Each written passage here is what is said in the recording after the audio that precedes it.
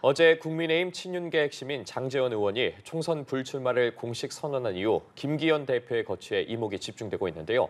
김 대표는 이틀째 자맹을 이어가고 있습니다. 네, 먼저 국회 취재기자 연결해서 이야기 들어보겠습니다. 소재영 기자. 네, 장제원 의원의 총선 불출마 선언 이후 김기현 국민의힘 대표는 이틀째 외부와의 연락을 끊은 채 거취 고심을 이어가고 있습니다.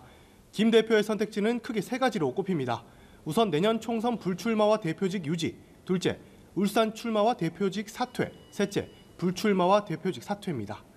당초 대표직은 유지하고 총선에 불출마할 것이란 관측이 우세했는데 장제원 의원 불출마 선언의 영향과 당내에서 계속되는 거취 압박에 따라 대표직을 더는 지키기 어려울 것이란 전망이 나옵니다.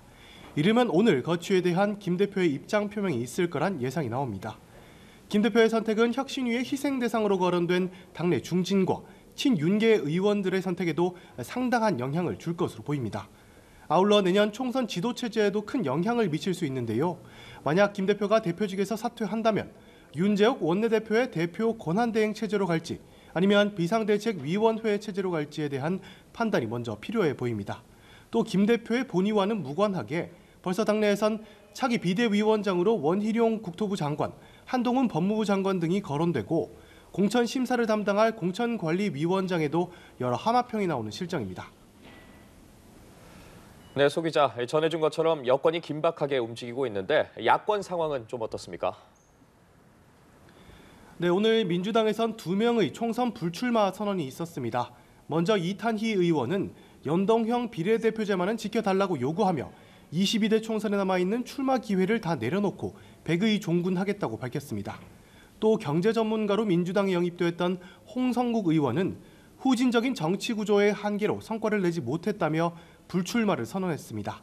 앞서 민주당에선 초선으로는 오영환, 강민정 의원이 불출마를 선언했고 중진으론 박병석 전 국회의장과 사선 우상호 의원이 출마하지 않기로 했습니다.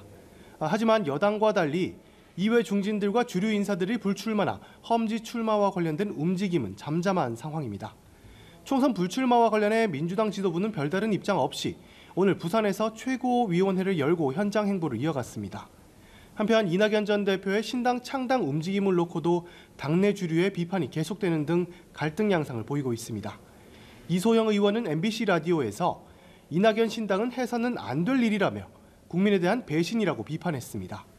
이 전 대표는 오후 TV방송에 출연할 예정인데 신당 창당과 당내 비판에 대해 추가 입장을 낼지 관심이 모입니다. 한편 이재명 민주당 대표는 다음 주부터 김부겸 전 총리, 정세균 전 총리와 1대1 만남을 추진 중인 것으로 알려졌습니다. 지금까지 국회에서 전해드렸습니다.